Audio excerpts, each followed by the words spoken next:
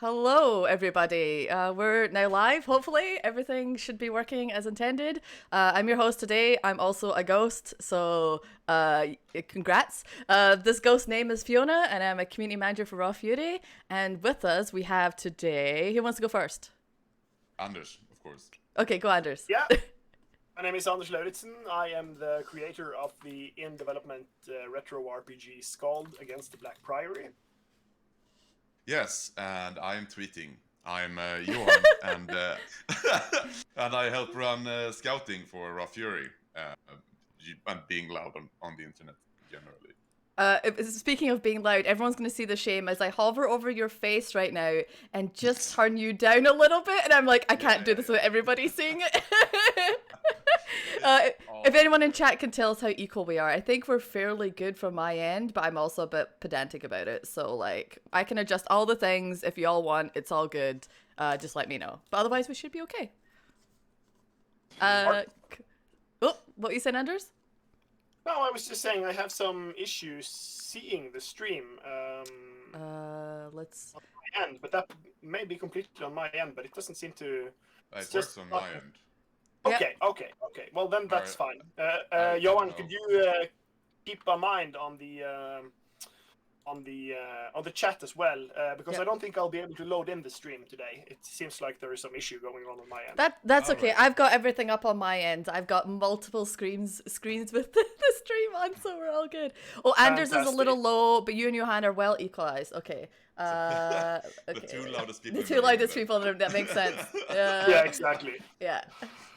I'm also weirding myself out because I'm guessing that Zeke is on the other account. So there's two of us talking on the main account right now. Cool. Anders, tell us how the project is going. Updates. Yes. Yeah, things are going pretty good. Once we finish we wrapped the teaser last week. Makes it sound like a huge project, but it was I had a lot of deliveries to that, so it was really good to get it done. So it will be out. We'll be revealing it in June, I think, mid-June, at the same time as the demo. So people will have to wait, and that was sort of good to get past that milestone. Now we're just basically on getting the demo ready for mid-June. Doing a lot of work on the combat system at the moment for the game, so that what we put out with the demo is more or less final form of most. Even though we'll obviously have to add a lot of content, but like from a systems perspective, we should have something in the demo that we'll be able to iterate over and end up sort of in the final Gotcha. release version. Yeah. Nice. And having seen all that shenanigans happen in the back end, I can see I'm quite excited. It looks rad, and I can't wait for us to show it off for sure. To hear. I could just mention as well that we just published a new devlog update yesterday, so if people want to dig into that, you can see a lot of GIFs and stuff like from the work there. Yep. Johan, did you introduce yourself? I mean, I said I do. I'm like having a blank here. No, same. I was literally just. No, we did very laconic introduction. Yeah. I stopped myself from fucking popping a caramel in my mouth when Anders was talking because of my incessant need to have like sugary shit in my mouth, I guess, and not learning from my mistakes. So that's good. Do you want to never put sugary shit in your mouth? I don't know, man. I'll have something bitter as well. Nice. But yeah. I can talk a little bit about what I do in more detail if people are curious or else. about that. Yeah. Well, I mean, the TLDR is essentially I look for stuff to blow my mind, and then if I am lucky, I find a way to also help finance those projects, so that we can plug in the rest of the company and we can start getting shit done. Most of the time that means playing a lot of games or traveling around and meeting devs, and I'd say 99 percent of the time it also means letting people know, which is the awful part of it. You generally only speak about the happy stuff because the no part, like, it's worse for devs for sure, but it also sucks as a scout, honestly. So yeah, trawling screenshots Saturday, looking up what's going down, making my way downtown, and all the others. Oh no, that's a different trolling on Saturdays, Johan. That's not the same thing. I think it's worth mentioning as well that you were you were the scout that signed me, so Yes. why we have kind of a. Even though dropping out a little bit, I think we have a slight in and out on your end. I don't know if it's the connection. Yeah, sometimes you cut out a little bit. I don't know if it's just the sensitivity or if it's your connection. Okay. It's that kind of cut out where we still get the whole sentence because we can parse it, but at the same time it's like, yeah, so we're understanding what you're saying, but it's just okay. Yeah. Now I'll try just keeping the Twitch window.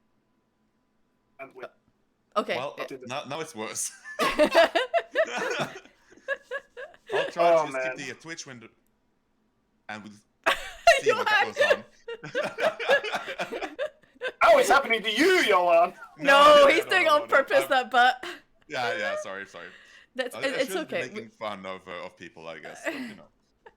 But, no, and also you're good, Anders. 76, very much that, yes.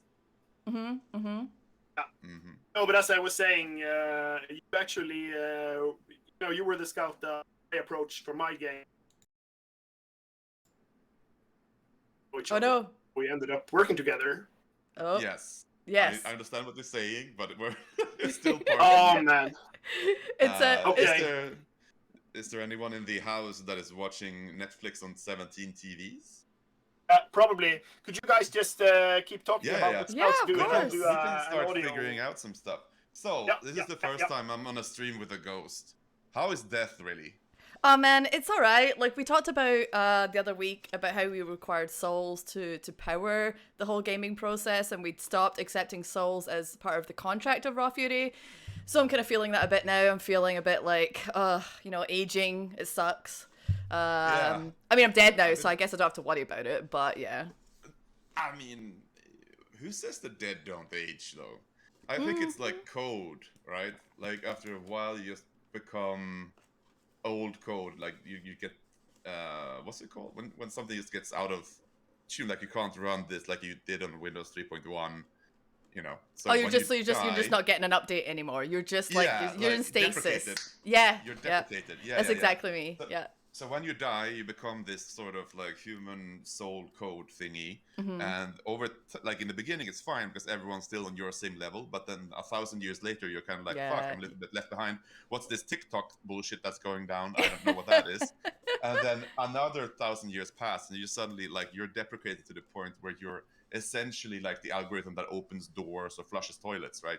So you're just sitting there in your own little fucking dead space going like, all right, I'll flush the toilets. You're so depreciated that it's like you're able to like almost hack reality at that point. That's why you're able to move things around and do things because nobody's updated. That you're just sitting in the back end like exploiting all the things that you've seen for 1,000 years. Oh yeah. I'm not there yet, unfortunately, so it really sucks. The most I can do is host streams and talk. Yeah, but so what you're saying is that you become essentially like a speedrunner, right? You've broken the game. Yeah, that sounds nice though. Yeah, it's nice. It's like I can still play video games, so I'm alright. They're still making video games, so it's all good.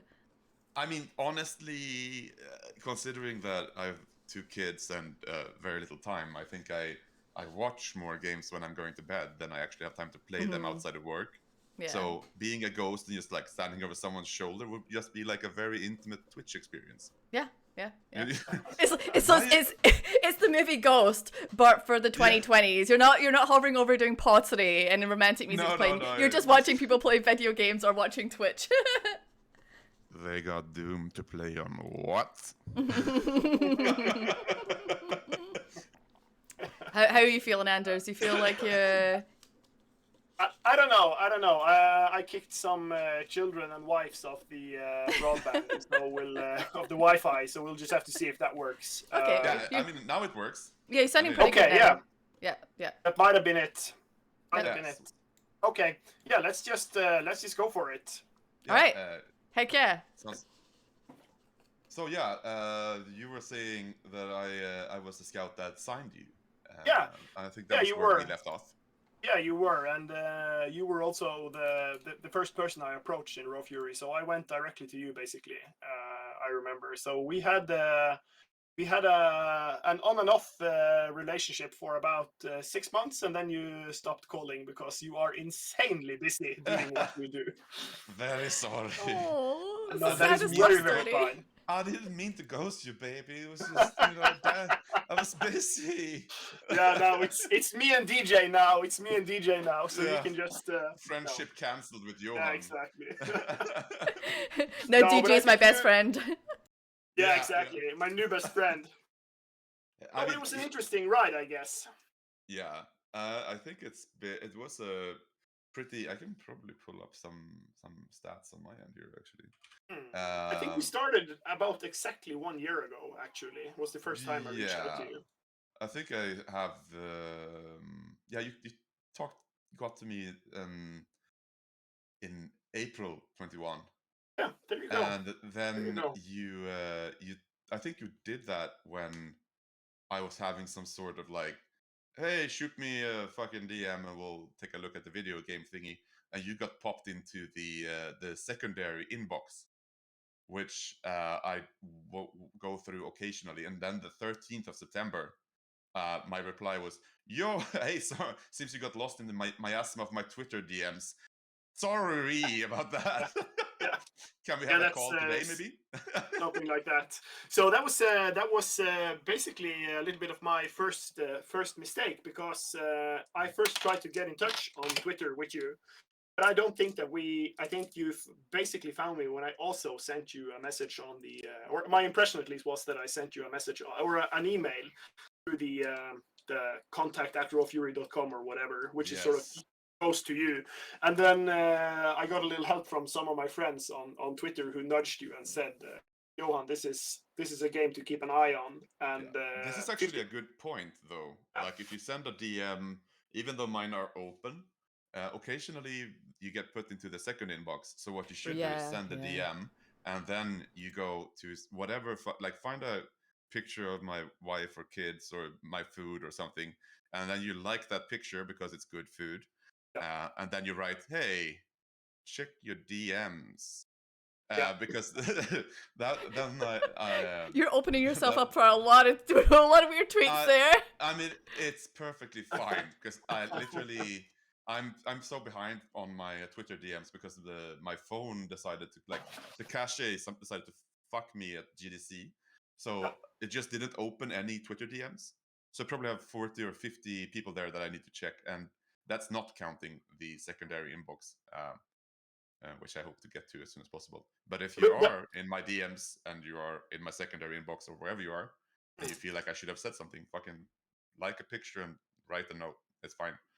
Yeah, and I think that if you, I think that's kind of takeaway number one, is that if you're approaching a scout, even you or any scout, basically, it's just keeping in mind that they get a lot of contact from a lot of people, and you might not hear back from a lot of them, but that might not have anything to do with the game. It might have something to do with the scout. So I guess there's kind of a do's and don'ts, because I guess I could have gotten in touch with you if I called you and said that I was the school calling about a terrifying injury happening from your preschool, or something like that. I mean, I like my kids, but life is tough. Occasionally, things happen.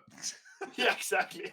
No, but I guess the point I'm trying to make is that you should, as a developer reaching out to a scout, it's important to be just patient and understanding, but don't be an asshole, I guess is what I'm trying to say. Yeah, but also don't be afraid of, like, well, for Fury in particular, and for me in particular, as well as the other scouts, I don't know how their relationship with Twitter is, like, on the back of my mind, but I'm fine with, like, people reaching out in DMs and directly on tweets. but that comes with the caveat that it doesn't get logged anywhere. If No, you do exactly. email magic at Raw Fury, Yeah. we have a person, Mia, who's responsible to make sure that everything that gets in there gets logged properly and put in Asana, Yeah. and then it gets up there. So, like, if you wanna get something through, then make sure you put it in Magic. If you want to get my attention immediately, or try to get my attention immediately, you can always try to write. It's not 100% sure that you will. I still have a bunch of my friends left on read because I just haven't had time for like a month and a half to do anything outside of what I had already planned to do. Yeah. But I do, when I find the time, I sit down and I go through everything. Yeah. For sure. Like on average, how many, or like you based on 2021, how many pitches would you say Raw Fury gets in a year, just for context? Official pitches maybe 1,500, and then there's an Yeah. unofficial stuff that doesn't make it into Asana, Sure. or it doesn't make it into conversations really, where it's more a matter of like, I see something and I go in and I like look around a little bit, but it doesn't necessarily make it further, or it's just a conversation with someone where it's like, yeah, we'll send you a pitch when we're ready. So I might get like a 15-minute short Just description of what's going down and yeah, when, exactly. and then business or development happens, and it takes longer for the dev to get stuff done, and then they pop in a year and a half later like, hey, you remember the 15-minute talk we had at this event at that time in this booth? I was like, Yeah. no. Nope.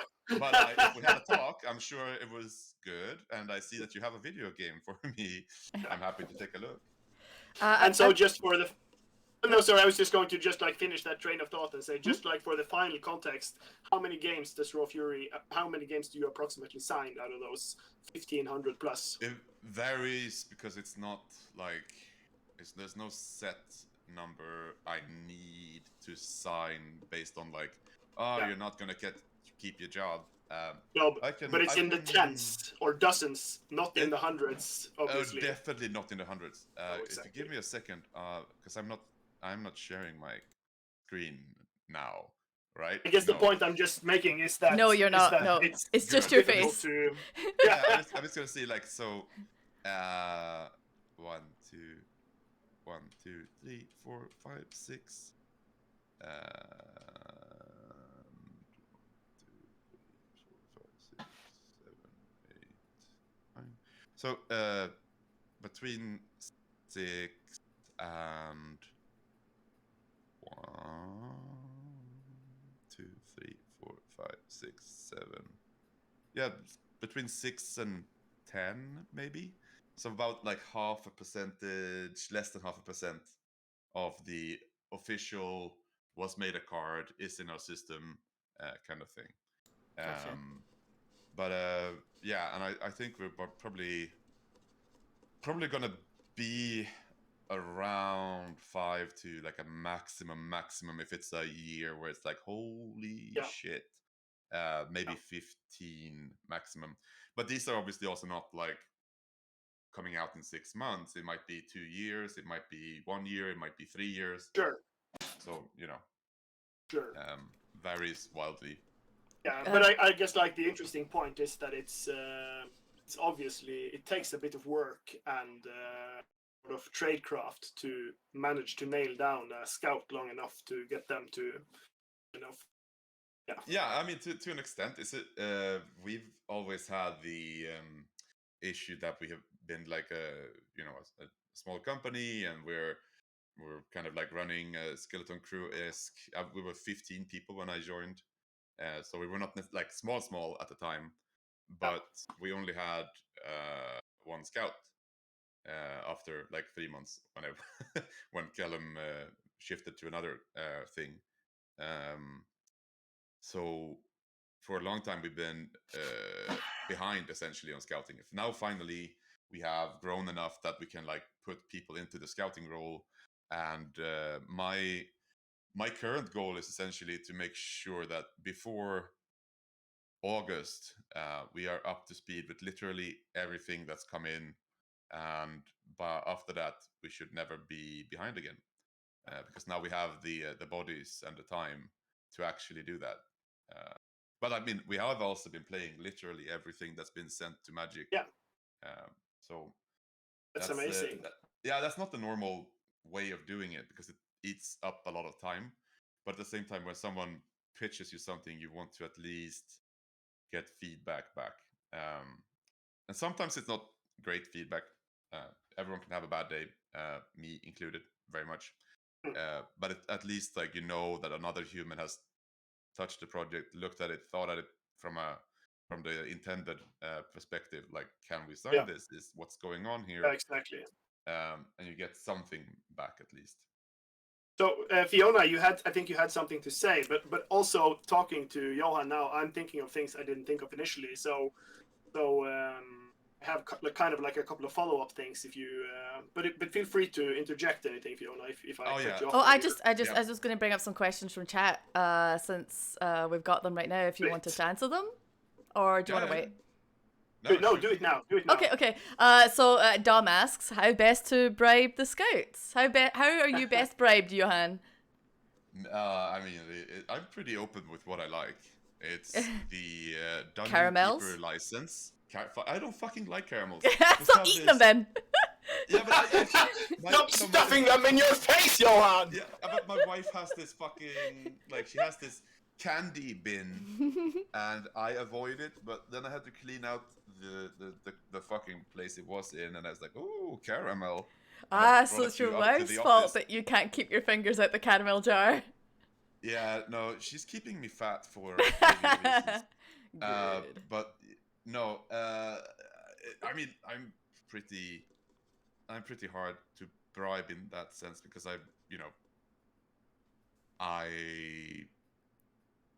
You're sadly a professional. You're hard to bribe. No, not even that. It's just like I'm emotionally damaged sociopath. No, but it's always about the build, right? Like I've had a good game. I've had friends pitch me, and I've had to say no to both like really good friends and others, and it sucks to say no, but it would suck even more to sign something I don't believe in. That said, like, if you want to shoot the shit and you find me at the conference,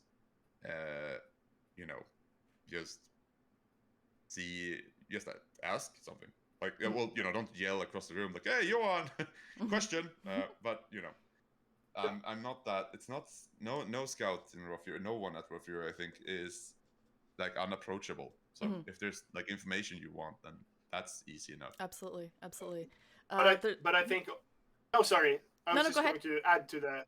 Because I also think that, especially as sort of an unproven indie developer, you have to just remember that you're not really owed anything, and there are a lot of very talented people working in the industry. So I don't think you maybe some people put too much emphasis on pitching, and I'm not good at pitching. But I think, like, for instance, for Skald, what's always helped the game was that we very early had a demo that was playable, that we could absolutely show and let's say that this is the game, this is the concept, instead of sort of just like betting on the scout getting what you're trying to put down, I think. So I think just like do the groundwork, make the assets, make a demo.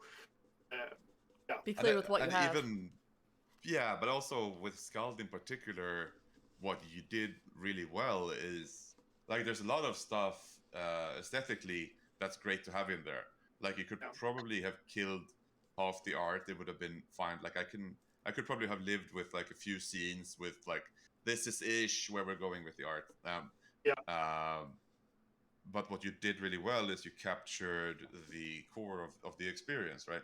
It was there's no fucking about. Like I know exactly. I don't know what the fuck the game is gonna be, but I know exactly what you're trying to make it from playing the demo. Like what's in the demo is the core experience, and it works, and it's fun, and it's interesting. If you've been doing a platformer, I would have been looking at like how does it feel in my hands when I play it? Like when I'm running, I'm jumping. How is the hang time? How does it feel when I like jump from platform to platform? Is there any interesting level design on display?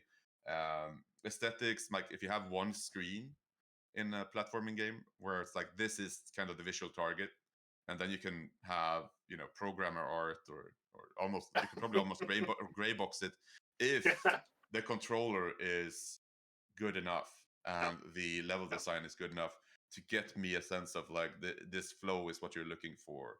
I mean, different games have so different levels Different strengths, yeah, but it's also like different levels of like how much work do you need to put in to prove it. Like there's a reason why you can do like a paper pitch, like not a paper pitch as in there's no build, but you can send me a fucking deck of cards if you're making a card game.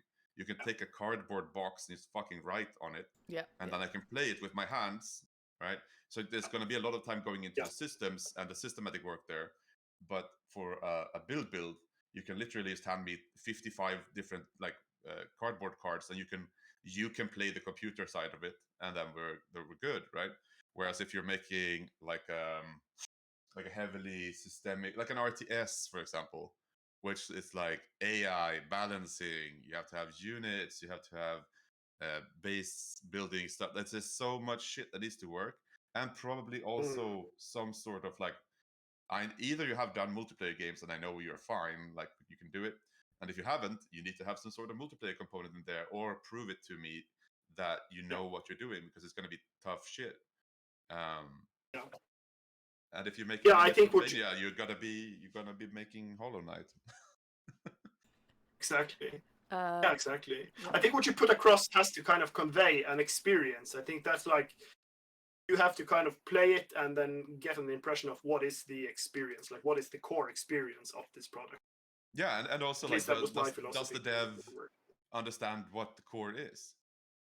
Like if you send me a platformer and I spend the first 5 minutes with like a enormous amount of exposition for a story that's not going to be relevant for me until like the whole thing comes around. Like if my minute to minute or second to second gameplay is jumping, gliding, doing whatever, and you spend 5 minutes on exposition, then I'm like, well, maybe the story is going to be important, that it's going to enhance the emotional beats of the game down the line.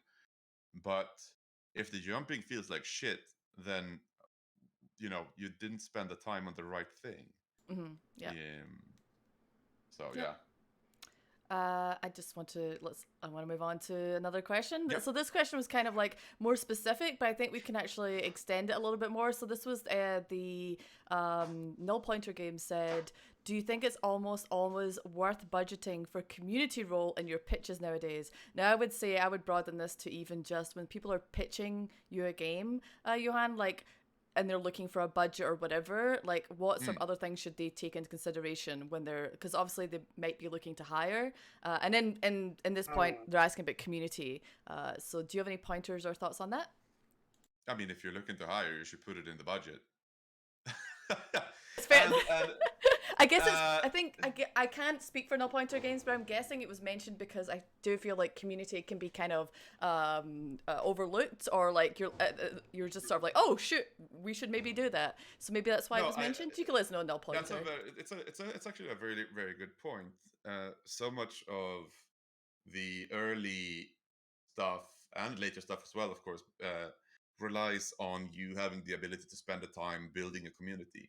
So having a community manager in the budget, I think is perfectly fine. I see it all the time. I think I should see it more often, and I definitely agree that it's an overlooked position, because while you can with marketing build buzz and build like wish lists and yada yada yada, the stuff you can do with a good community manager that understands your community, if you don't have the time yourself, is to build long-term loyalty and engagement, right? So word of mouth marketing from now it's going to be a bit of jargon, I guess, but word of mouth marketing from evangelists, especially friends, right? Recommendations from a friend is the holy grail in all marketing. Having someone that you trust go, fuck, dude, you should definitely try this. Yeah, that you can't pay for that, right? There's no amount of money that's going to convince you more effectively than that. Agreed. And a good community manager brings in the people that really love what you're doing, and makes sure that they find a good space to be in, and engage themselves into the production or in the game in general, and build community. Oh, who'd known, right? uh, and over time, if that's being handled properly, that will be a force to reckon with throughout all other aspects, when it comes to, like, selling the video game in the end. Mm-hmm. And I just want to give props off to Anders for that, because it's not easy to set up those things, especially if that's just not something you've ever done in your life before, and then suddenly you're confronted with it while you're just trying to make a game. But Anders, had set up a Discord before I even came on board. I had already had a community going and has already been doing the things that you described. I sound just absolutely obsolete right now, just making myself like I'm actually a ghost right now. But what I'm saying is that, like, that sort of putting that beginning effort in from Anders really sort of kickstarted that process. So if you're not able to do that, then yes, you should put in your budget that you're looking for a community manager if you yourself are not able to put that time and effort in, or just don't feel like you have the skills for that, for sure. Yeah, and I also think that, like, having a community, for me, both in approaching Raw Fury, but also approaching some of the other partners. We got some funding from, for instance, the Norwegian Innovation Fund, and having a community already is a huge asset for the game, not just for the community itself, but it speaks to the quality of a project. If you can say, but we already have 600 people in the Discord, it makes people's ears perk up a little bit.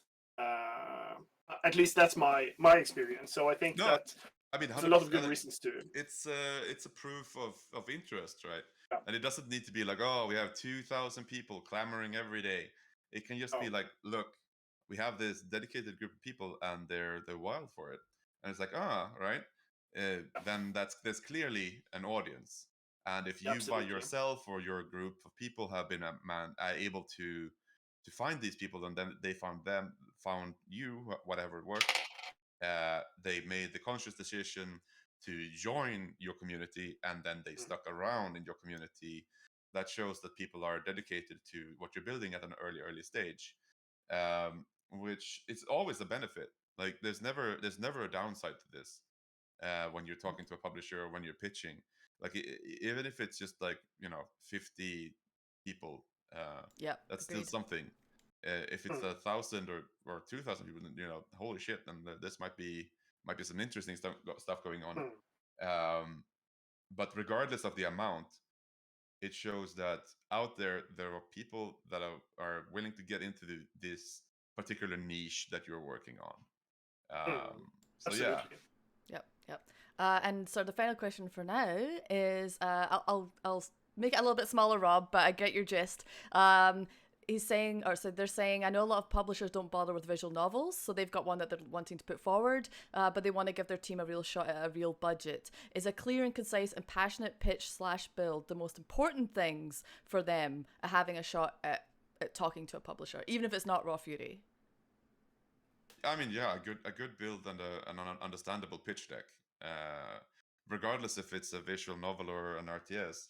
However, if it's a visual novel, then do the groundwork and figure out what publishers are there in this space, what are they kind of targeting, what sort of visual novels, bandy up with the other visual novelists, I guess would be the plural, out there, and information share. Like, there's tons and tons of people making visual novels, and quite a few of them are also not doing it as a hobby. They're doing it for commercial reasons. They want to build a business around this. You have, oh god, I forgot the name, and I think Toad House, maybe. Let's see. Yeah, Toad House, right, is one of those folks. Yeah.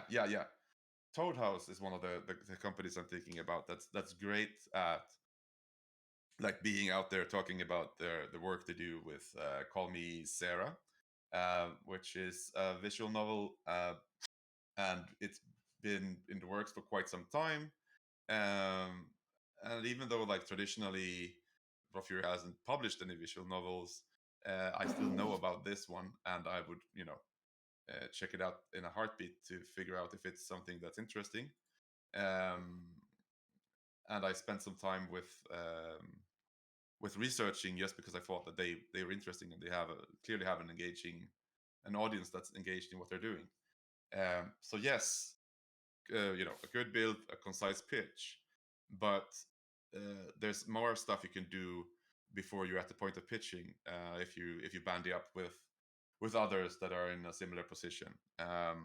There's also Alan Wen's publisher list. Alan Wen publisher list. Let's see. I'm doing very. No, wait, fuck. That's the wrong Alan. Alan Dang. There we go. My brain is slowly coming online from my sleep-deprived state. I'm posting this in our eternal chat because apparently I'm not logged in on Twitch. Yeah, go for it. Go for it.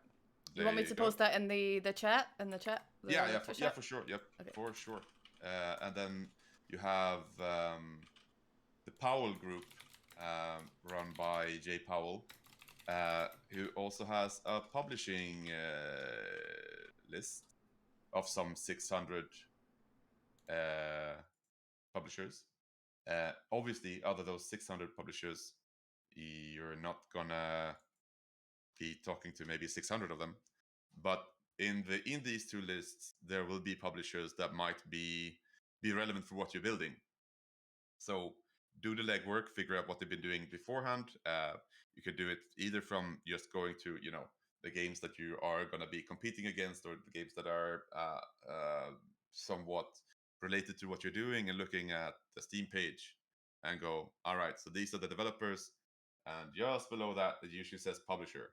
And if they have a publisher, click that, go to the website, look at what they have in their portfolio, and then build your own kind of like Excel document with, here are the top 5 and here are the top 50 publishers I want to get in touch with, and then just fucking grind it.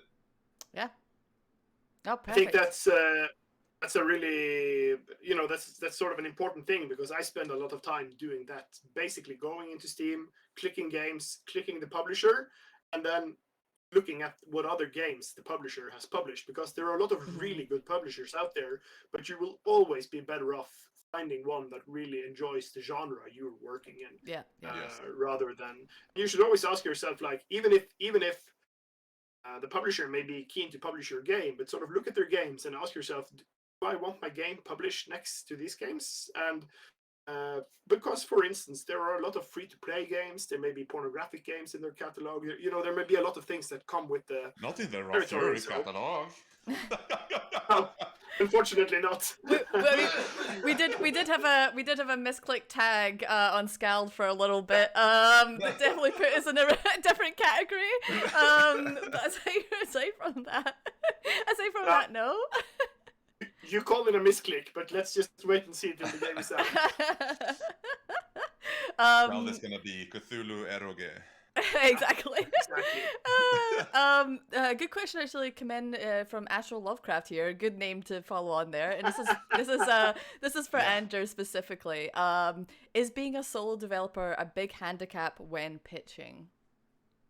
No, I don't think so. But I think you need to know how to leverage your sort of business situation versus what the publisher is looking for, and try to get an impression of that. So first of all, the pro of being a solo developer is that you are very inexpensive compared to a studio.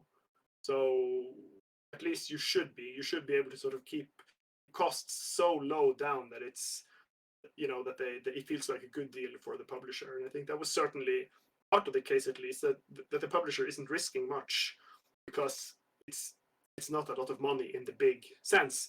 But on the other hand, that was actually also something that is really worth keeping in mind, because me and Johan, we had a couple of misses before we sort of started making sweet music together. And one of those misses was that it was very important for me, I thought, to just let Raw Fury know that the project is pretty well funded already. I don't really need all that much money, and I can finish the product pretty soon if I really want to finish it soon. But then Johan's response was, "Thank you so much for pitching, but first of all, we're really only looking for projects that need funding," and that kind of blew my mind. Like, are you trying to give me more money? And then the other thing was that, like, sooner isn't better for us. We have a full slate for 2021. We need something for late 2022. So it could have ended at that if I wasn't persistent. But I immediately realized that we'd sort of talked past each other. But it's important to keep in mind that just make sure what you need and what you can offer, and then try to sort of scope out what the publisher needs and what they offer. And even if sort of the first feedback may be, no, we don't really do, for instance, like, we don't do solo developers or whatever, just like, don't think of it as a rejection. You should instead kind of switch to a mode where you start looking at, okay, but what is the opportunity space then? What should we talk about? So obviously for us the discussion became, yeah, but you can absolutely give me more funding and we can certainly push for 2022. And then we were able to do business together. That was kind of a lot. A lot of the time, Sorry. solo devs are undervaluing themselves as well. Like, I think so too. there's a point where trying to pitch based on the project cost being kept low becomes not a red flag but a flag. Because I'm exactly. like looking at your pitch and I'm like, all right, what's the average salary in this country or this region? All right, how much do you need to live in this country, in this region? All right, split that budget across all the development months. Okay, so unless this fucker is backed up by Jeff Bezos, he's going to be eating noodles for the last 6 months of this project and nothing until then. And that's not going to be, that's not going to be beneficial for anyone. If I want to sign a game, I want you to be happy, healthy, doing the work, and feeling comfortable with the cash you have. I don't think there's any, there's no good art that comes out of like starving someone. Agreed. Well, it's pain. I mean, there's always that fucking argument, right? But I think, no, but I'm kidding. I agree fully. Andrew's like, I'm kidding. I like to eat. I like to eat. I think it was Charles Bukowski that said, like, there's no fucking good art that comes out of a starving belly. Go eat a steak. Is that the direct quote? I'm pretty sure, with maybe one or two less fucks. He did also say, good art is horse shit, eat tacos. Fair. Fair. But yeah, I mean, if the project is interesting and it's within my budget range, I would rather find a way to make sure that, like, the budget fits the situation the dev is in. Exactly. And so if you pitch me something for 50K but we talk and I realize, like, dude, you're gonna need 100, then I'm gonna propose that. So there's always a bit back and forth. It's very rarely, like, I rarely negotiate about budgets in the sense that, oh well, you have to cut to 50 out of this because otherwise the risk is too great. Like, either the times that it happens, it's essentially like, I think the production plan here, there's something iffy, like, we need to go down, like, you have to talk me through this. And occasionally you can find something like, oh right, look, here is what I missed out when I was reading it myself. These months that you're planning for here, they will be baked into, like, the company stuff that we're doing with the QA and the porting. Like, you don't need to have those 3 months because that would be ongoing throughout. So we can kill that, like, get those out of there, and then it makes much more sense, and shit like that. But otherwise, when you start arguing budgets, like you're haggling, like, either you believe in the fucking game and you believe you can do 2, 3, 4 times as much for the game than what the dev can do for themselves, and the investment, or you don't. And if you believe you can do 2, 3, 4, 5, 6 times more than what you're going to invest, then make sure that the dev has some safety nets and some fucking checks and balances in place, and food on the table, and happy wife and kids. Like, you don't want to. Oh, that's a passport. I'm not gonna wave that around on stream. Um, No. but budgets can be adapted. Generally, solo devs in particular compete with price by just the sheer fact that they're solo devs. You then don't also need to compete with like starvation budgets, because that's not interesting. That's a worry more than anything. Yeah. And I would just like to say to sort of round off the question from more of a DevOps side or like an operations side, is that if you are a solo developer pitching, remember that pitching takes up quite a bit of time, especially if you're not as lucky as I am and fairly quickly manage to land a pitch, because you can very easily spend a lot of time with a publisher and still not get to sign anything, or sort of end up in a situation where you think that this isn't good for me, and you have to pull out, and then you will have maybe spent weeks or even months going back and forth, and you will have to do things like manage all the legal things. You will have to really think on your just like making a proper budget and going over that over and over and over again. So it will take you out of development. And especially if you have a lot of false starts, then it can really, I mean, like, I don't think I did.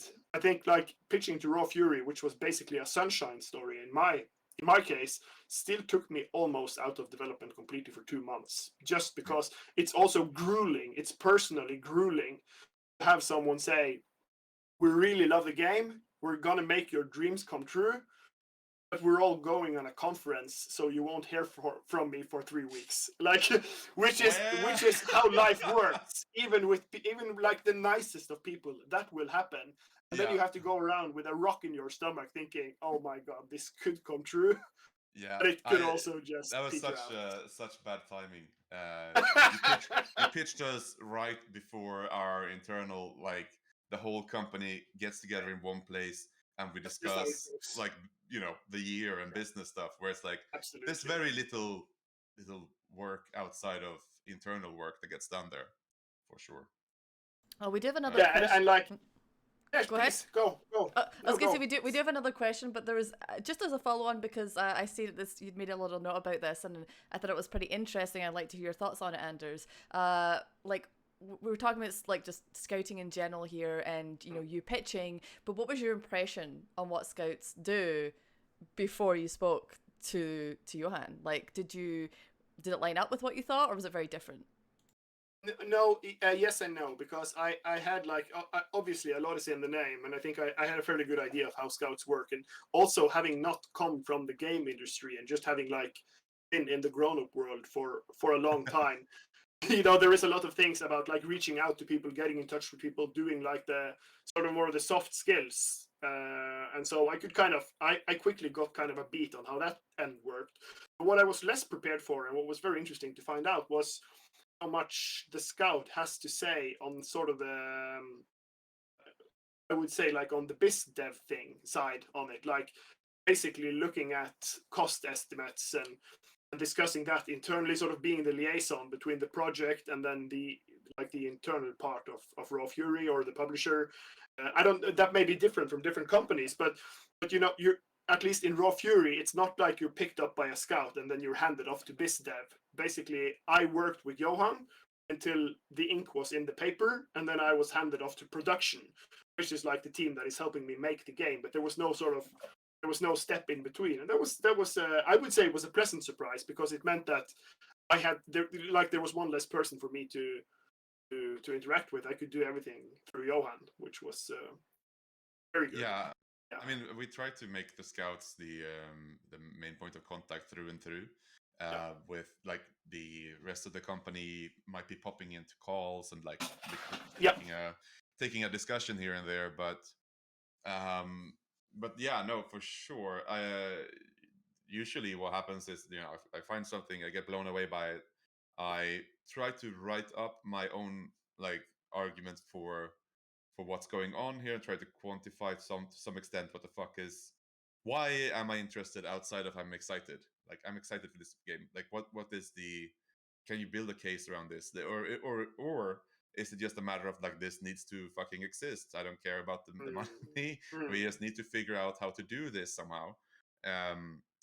When that's written, I usually go around the company and bully marketing people, and I bully BizDev people, and I bully others, and I have them read what I've been writing, or I talk to them, and I try my arguments out, and I try to have them poke holes in my argumentation. But in the end, it's always gonna be the scouts are gonna be putting their heads on the shopping block for what we sign, and that's the the way it should be. You know, there's so few things that comes into the view of the rest of the company. So if the scouts are not confident and in what we're looking at, then it's hard to make a case. Which is also why it's so fucking hard to tell people like, oh, how do I get started in the video games industry? I want to do scouting. It's like, all right, you gotta do BizDev, you gotta do sales, you gotta do marketing, you gotta have an understanding of general trends in the industry, you gotta have connections, you gotta both on the side of like what do the platforms want, and also like networks on your own with devs, preferably globally. um, all of these things. The benefit of working with Raw Fury is, of course, I can tap another 70 people that can fill in the holes that I have, because obviously no one's a 360 person like that. Yeah. But but I think what's interesting also in the way that was actually kind of also something that I hadn't really given much thought to, but it's that once I've sort of pitched a game to you, you have to pitch the game internally. Like you have to sell the game. The game is being pitched twice, once by me, once by you, and that's why the concept. That's an interesting way to sort of understand how strong my concept has to be, because this guy now has to go to his colleagues and say, okay, you want to spend 2 years of your professional life working on this, and they have to say yes. Yep. Let's do it. I mean, it's that's where the benefit of having done door-to-door sales comes in. I mean, I used to be a door knocker, right? So I know how to sell stuff, and it's a huge benefit internally when you're, not only suave and articulate and do not use uncouth words, but you're also one of the fucking people that will show up at your door at 9 o'clock in the evening. Baka baka baka baka.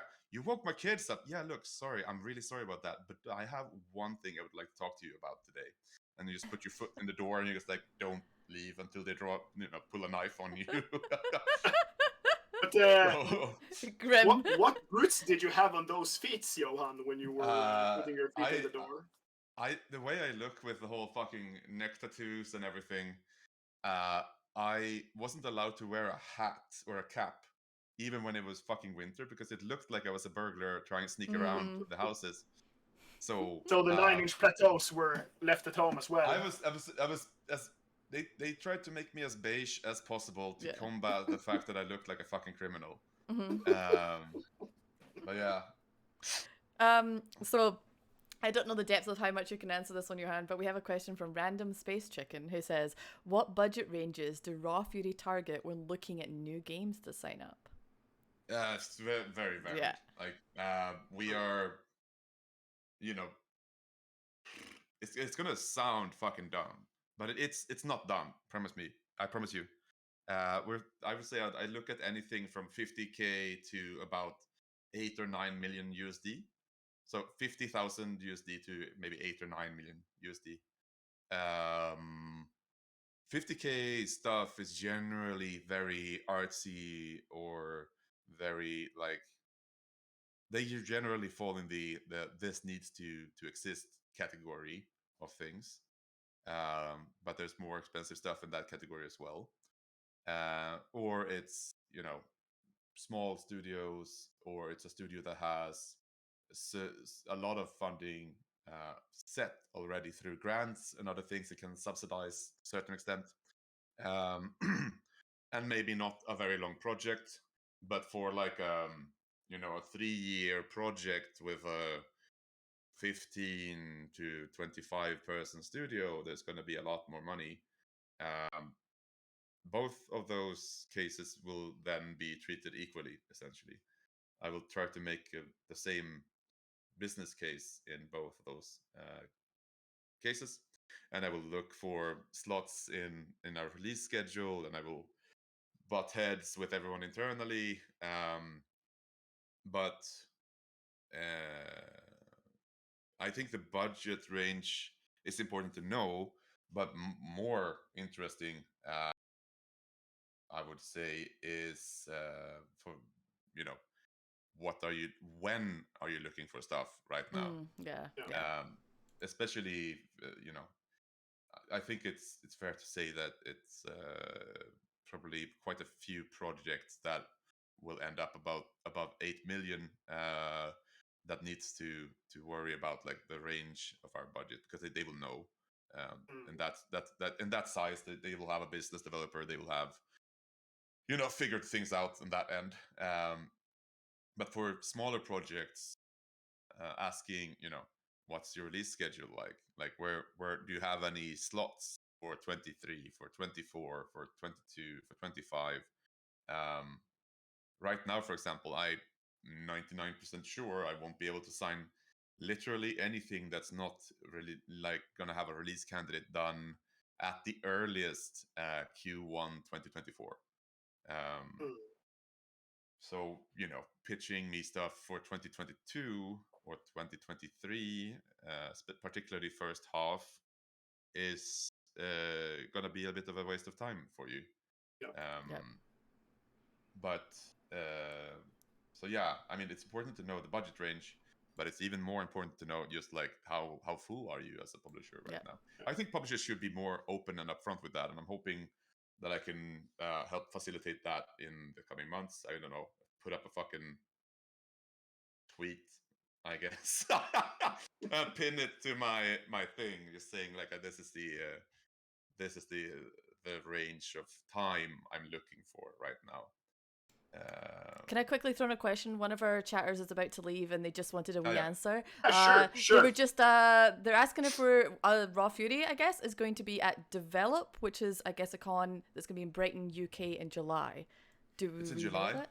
Yeah. I want to go because I really like Develop, but I also have to check with my wife if I can. Johan brings up his spreadsheet there. You just having a little look at all these dates. I need to check my. When was this? The 14th? Ah, fuck. Yeah, no. I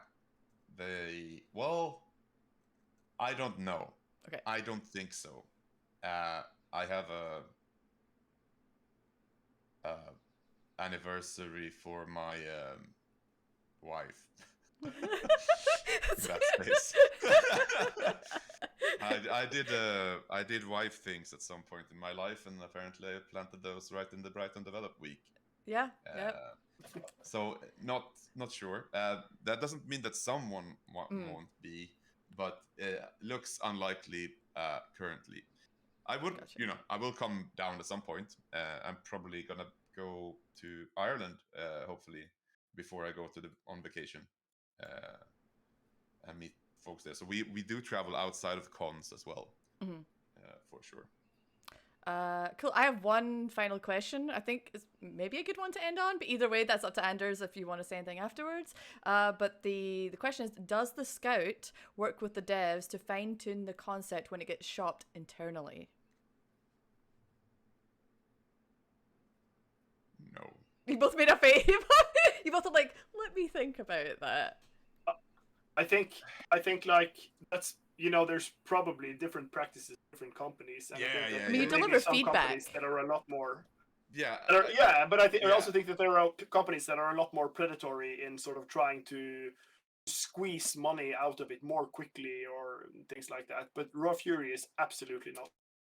I mean, beyond like offering feedback if you. Yeah, I mean, we can't really talk about this online because I don't think that it's public knowledge yet. But when we started talking, we spoke about Skald as what it is.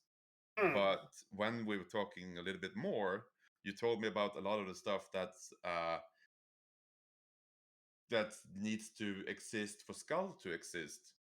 And we talked a little bit, and we saw that maybe there's possibilities here that we didn't think about in the original absolutely. plan. So that's like Absolutely. I mean, I guess that's sort of like it's not a fine tuning. It's more like, yo, have you thought about this though? Absolutely. I That's a rarely good point. give like I give feedback, of course. Like if I'm like, I really like this and this, but I think the hang time is too long or too short or like stuff like. But obviously, in the contract, the creative vision is protected for the dev, so we can have brutal, honest feedback if you want to after we sign, but we can never force anyone to make creative decisions based on what Raw Fury thinks. Exactly. So yeah, I guess fine tuning might not be the right word, but if I see an opportunity and I'm like, shit, this could be fucking neat, I will tell the dev. And if we don't sign, take that neat thing, and you had at least something came out of, talking to me for 17 hours. Yeah, and I think as a developer, you have to be, you should have, I don't mean this in a positive way, but you should have pretty big balls if you get very good and objective, like biz dev feedback from the developer and you choose to ignore it, because probably there are people who are a lot more experienced than you, especially as sort of a new developer, that have given a lot of thought to these things. So you should absolutely, you shouldn't be too fast to dismiss it either. But like for me as a developer, I've gotten a lot of really, really good and interesting feedback from like more like a business perspective. And what Johan is referring to is the decision to publish the content editor for the game as well. I assume. I think that was what you were referring to. Yes, was the Yeah, exactly. Which is something we've talked about publicly, so we can talk about it. Good. Yeah.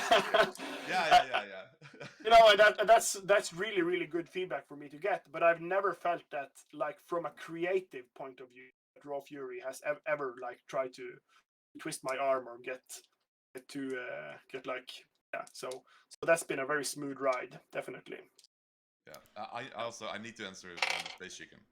Oh, yes. You're gonna answer? I was gonna save it for for somebody else to answer later on. But if you want to answer it, heck, go for it. Norco, this is my fucking question. Okay. Go for it. No, I think that there's the thing with when people go like, oh, point and click games are dead, or the genre is dead. No one's done anything since the 90s, yada yada.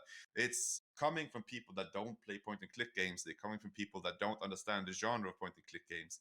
If you look at Primordia, you look at Wormwood Studios, you look at the other Gilbert that's not the Gilbert that's making Monkey Island, but the guy behind Unavowed, and many of these, like Blackwell Legacy. There's so many fucking good point and click games, and they have been done in the last 20 years, not in the previous 30.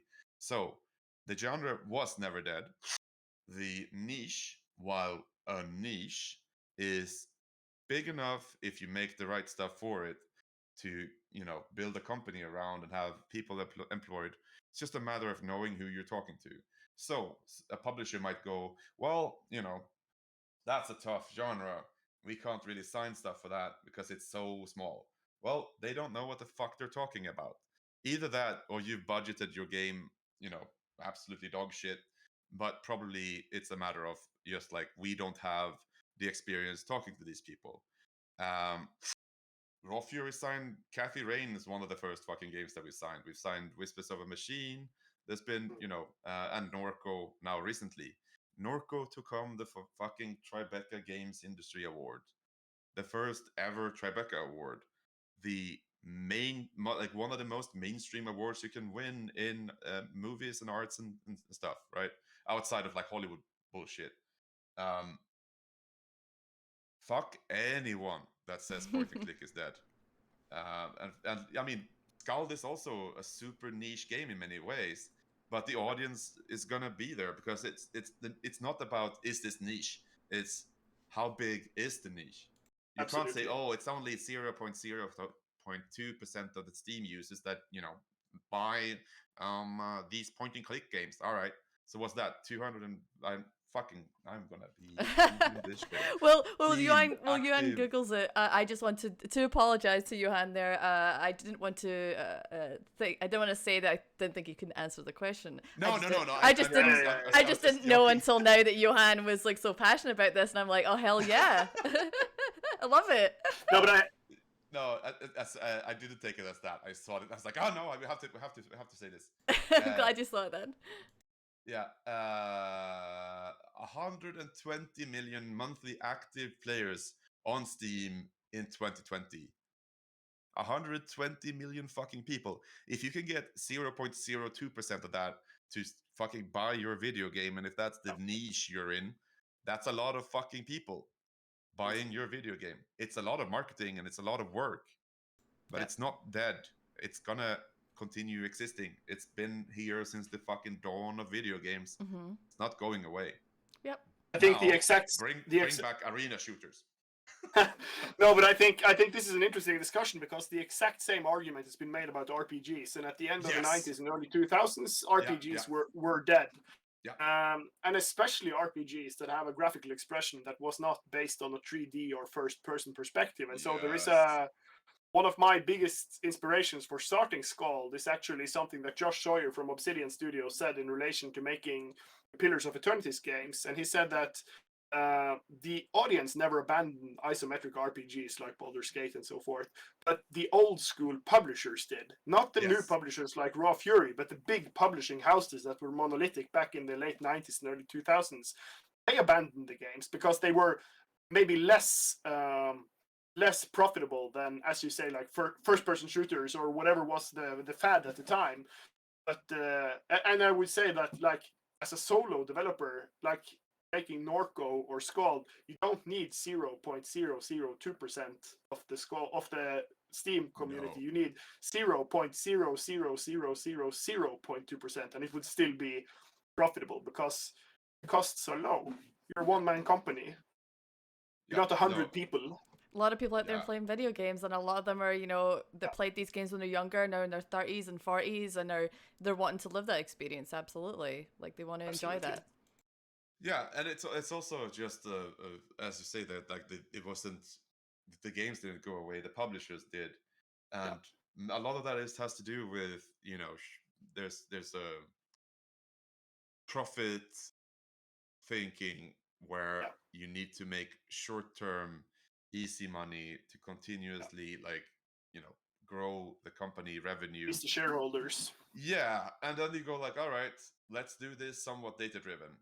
We know that first-person games have a higher number of average players across any title or across any genre. All right, let's just fucking shove things in that then. All right, and then the next thing comes. All right, so Battle Royales is making the rounds. All right, let's do that then. So, and it works if you're a large enough publisher because you can just fucking dump millions and millions of money into this and then push it up. But it doesn't take away the viability of the other project. Sorry, I can rant about this for another hour. That's okay. My point is, don't look at what large publishers or super successful companies say about this or that. If someone says something sweeping like, oh, that genre is dead or you'll never be successful, fucking prove them wrong. Do your research. Go on Steam. Go find projects that are doing this because they are fucking there. Absolutely. There's a great website by Lars Doucet. Here, I put it in the chat. Where you can essentially do like a cross-reference of projects that you are interested in. Like, let's shove in Unavowed, if I can spell it right. No, I cannot. There we go. I always put the W in where the single view should be. So if you go to Unavowed, you can then go look at like, all right, so here are some relevant things, and then you can see the category rankings and look at games in these spaces where like and filter it on date, and you can find competitive data very, very easily for just like a rough understanding of the genre you're trying to hit. And then you can use Boxlighter numbers to figure out the rough kind of like sales for those. And then you can go, all right, so where does that put me? How much money do I have access to? How much money would I need to do what like the exact thing I want to, and so on and so forth. So don't let someone fucking tell you that this or that genre is dead. Fucking go back 10 years when boomer shooters was just Serious Sam, and tell David Oshry that boomer shooters are dead, and look at what he's fucking doing now. Yeah. I think fuck anyone that tries to do that. no, but I think that as a developer, and especially as a small studio, going for a niche is a very good and valid strategy, especially if you plan to approach like a boutique publisher like Raw Fury. And there is another quote which I think is really, I'm only going to do 2 quotes today, but I do them all the time because they're some of my favorite quotes in game development. And the other quote is by Mark Rosewater, who is the main designer at Magic the Gathering. Yes. And what he says is that if you make a product that everyone likes, it will fail. But if you make a product that a lot of people hate and some people love, adore, then it will be successful. That's basically how it is. If you make something that is oatmeal, you won't be able to compete. But if you make something that stands out, Norco is the perfect example. Mm-hmm. It's super, super niche, and you just can't help being pulled in by it because it's something that, and a lot of people will bounce off it as well because it's this or it's that. But like, so I think that's a good quote, and it sort of goes to like dig deep on a niche. Pick a niche you love and and just dig deep and find the publisher that gets it. That's, I think, a good strategy. Cool beans. I think we're a little bit over time, but we definitely had some good chats, and I really appreciate that. And thank you, chat, for coming in with all those questions. That was really, really excellent. But I do want to ask Anders and Johan, is there anything you want to finish with, or have any last points that you just want to get your brain, or anything going on? I'll just go off. So I'll think it's easier to just slide out like slowly out of the slowly out of frame. Yeah, I mean when my monologue brain kicks in, then we can be here for hours. That's okay. I wish that we could be here for hours, but sadly we cannot. I just want to say, if you are really interested in Skald, please follow the Twitter. We also have a Discord. We've got Raw Fury Twitter, Raw Fury Discord. If you go to Steam, just type in Skald, you'll get the game. That you can also play the prologue as well. It's still up, yes, I think so. And yes, it is. I don't know why I said that. I literally have loaded it like 4 times in the last 2 days. I don't know what's wrong with me. So yeah, you can give it a try out for sure. We'll hopefully be back in a month with another stream. And I want to say thanks to Johan for joining us today and giving us a lot of good information, solid information. Fantastic, Johan. Thank you so much for being able to join us. Thank you very much. No, happy to. Just like in closing, I also always try to say that my DMs are always open on Twitter and on Discord. Just reach out if you have any questions about sort of the developer side of working with a publisher or approaching a publisher, and I'm always happy to help. And and also, like, it's been really fun to have other members of the Raw Fury team on these streams. And if there are like either specific people or roles in the company that you would like to hear more from or hear more about and learn more about, just let us know, and we'll make it happen. Yep. Yeah. Fantastic. All right, chums, have a good rest of your day. Everyone in chat, have a good day too. And we'll speak to you all later. Thank you again. Bye.